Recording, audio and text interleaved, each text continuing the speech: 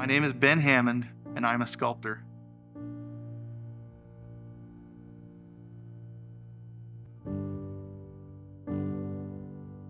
It's not the most important thing in my life, but it's the most satisfying, gratifying thing I do. And that doesn't mean it's easy. And it doesn't mean there's like some muse in here that's whispering sweet nothings in my ear and telling me how to apply clay. It's hard work. It's problem solving.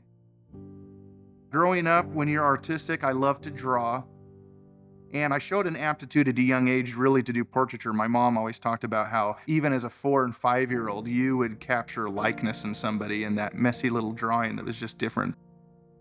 Then I'd gotten into high school and had access to clay. So I took ceramics classes, and the first project was doing nested pots with Miss Bohannon. And the first thing I did is I threw the pot, and I was actually really good at it, and I did those 3 pots and nested them perfectly, and Mrs. Bohannon thought, I've never seen a student with the aptitude to make these nested pots. I mean, they fit perfectly, and I was like, wow, I'm really good at ceramics. And then my next year, the other art teacher, Mrs. Marriott, she's like, if you want to sculpt a head, just sculpt a head. I wanted to put a face on everything. And so we started sculpting heads, and I started doing that.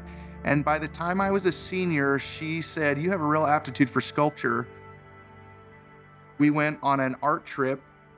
So I went to Gary Ernest Smith's studio and then to Blair Buswell's studio. My mind was blown. I went into Blair's studio and he was working on this large sculpture of Oscar Robertson, the basketball player. He hadn't draped it yet, so it was just the nude holding a basketball. And I'm looking at it and I remember that emotional connection, like this must be what it's like to go to Europe and see Michelangelo's David. And I'm looking around and I saw this bust that he had done. I'm like, is that Terry Bradshaw? And he's like, yeah, I do busts for the Pro Football Hall of Fame. So you do this for a living? Like it just, in my 17-year-old brain, that's when it first turned on.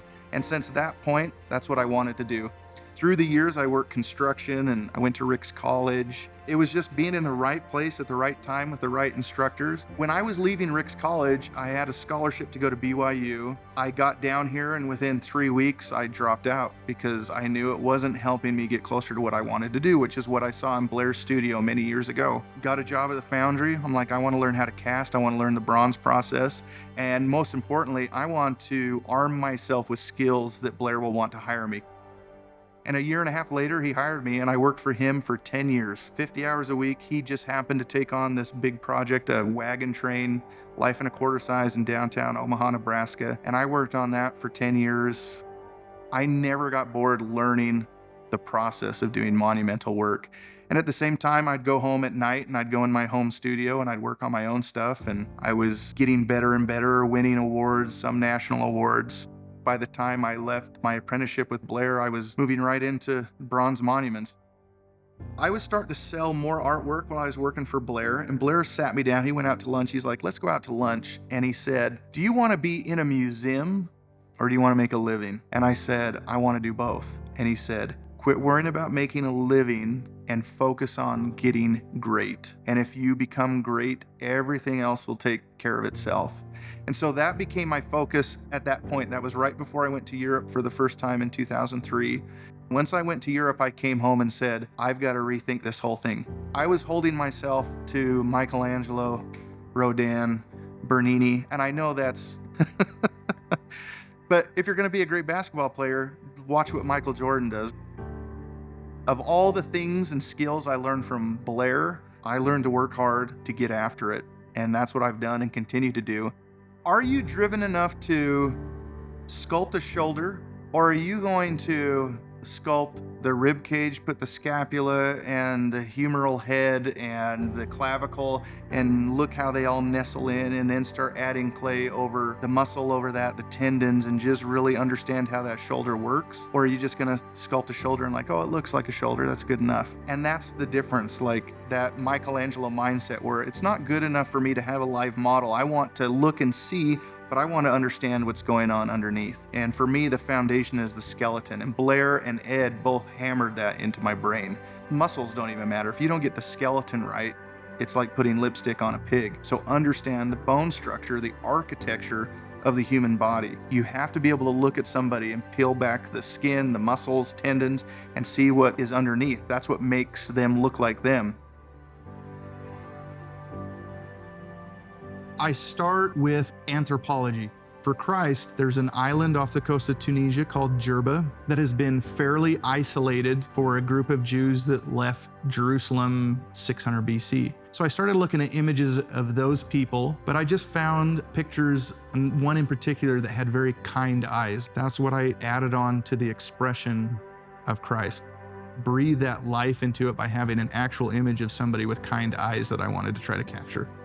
Sculpting Peter and Andrew was different. One was a neighbor that thought it'd be funny if he just grew his hair out really long and grew a beard. The other one is half English and half Tongan. He's just an actor, and he was coming and modeling for me, and I'm like, "Dude, you have a great face. You want to be Andrew?" And he said, "Yeah, I'll be Andrew." The first thing I have is measurements. So we're actually using calipers and measuring widths of the skull. And so I kind of rough out the head. I probably spend about 6-7 hours on it initially before the inductee comes and sits for me, or whoever I'm doing a portrait of. They'll sit for about 8 to 10 hours, and they're not just sitting there. It's not like a painter where I have to have them sit still and hold. I'm happy to have them walk around the room. I need to see the side of their head, the back of their head, the top of their head. So even if they're looking down at their phone, I'm dropping my sculpture stand down so I can make sure the top of my head, I'm getting that overall shape. Because it's just as important that it looks like I'm from the back, 3/4 back, or from the front. In fact, one of my favorite stories I tell people when I'm trying to describe how portraiture in sculpture is different. When I was sculpting Larry Allen, wonderful guard for the Dallas Cowboys, he passed away last year, and I'm sitting there working on his bust, and he's to the side, and I'm looking at him, and I'm sculpting and working on the face. His wife comes in from behind, and she squeals. She's like, "It looks just like him." And I'm like, "Really?" She's like, "Yeah, you got the back of his head perfect. You got the roll of his neck and everything." I tell people that story, not to pat myself on the back, but how important it is when you're doing a portrait in sculpture. We go back to that spatial recognition. It has to look like them from every angle to get it right. It's funny, one of my favorite busts I've done was during COVID, and I couldn't even get him to pose live Harold Carmichael. He played in the 70s and early 80s for the Eagles. So I have him like on a Zoom call or a FaceTime call, and he's sitting there, and I've got it on my big screen, and I'm turning it around, and I start working on it, and I sent pictures to he and his wife. They called me up on the phone, and his wife said, "Wow, I haven't seen that guy in a long time." Some of these guys, like Carmichael, had waited 40 years. So I'm aging him back from a 70-year-old to, a 30-year-old. The skull doesn't age. The skull stays the same. So if you get the skull right, everything else is easy.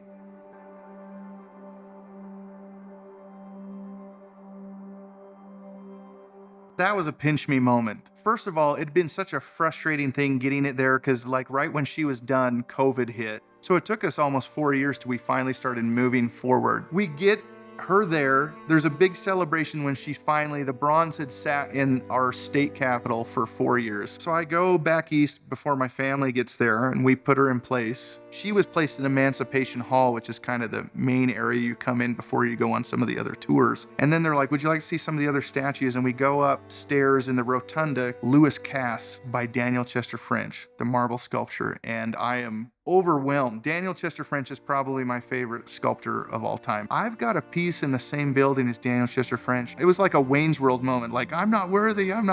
I go down there, and it was the first time I'd actually seen her on her pedestal, but it was one of those I made it moments. All you want is for people to appreciate the artwork and not think about any of the outward things. And so to have everybody come up, especially her family, her descendants, and say, "Amazing, that's grandma."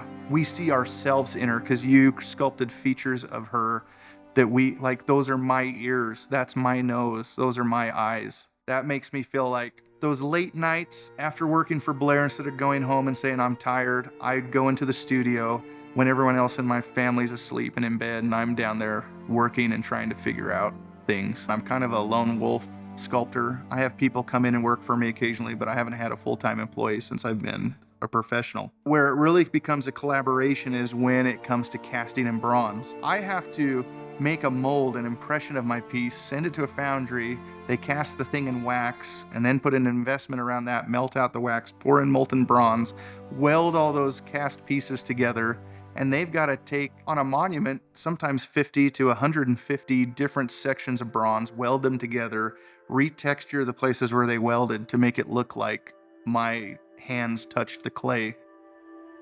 That has just come with lots of years of trust. They're trying to do the best job they can. Their goal is always for me not to find anything wrong with it, which I appreciate. And when I worked for Blair, it was the same thing. People, when they see my work and they come in my studio, they're like, wow. And then they go to a foundry, melting down bronze ingots at 1700 degrees to make it as viscous as water and pouring it in these molds and then welding them together. I don't worry about AI or technology. This can't be replaced. We've been doing it this way for 5,000 years as human beings. It's interesting when young sculptors or artists that want to be sculptors, they'll bring their work in. I can tell right away looking at their portfolio whether they're sculptors or not. And they're trying to mimic three-dimensional things two-dimensionally, or they really wrap their head around the space. If you don't have a compelling, interesting shape to draw someone in, you can do all the detail in the world and it will be interesting, but it won't be powerful. If you look outside and you see the shape of the mountains, that's what draws you in. They're majestic, they're large, they're huge. There's not all these weird little tangents or funny things about it. It's just like, it's perfect. Every time I start a sculpture, I'm thinking of abstract shapes. What would it look like if you didn't know it was people, if you didn't know who it was? But from a distance, you just see the silhouette of it, and there's like a light behind it, and you just see the silhouette. You don't see any detail. What is interesting about it? What is drawing you in that makes you want to walk around the piece?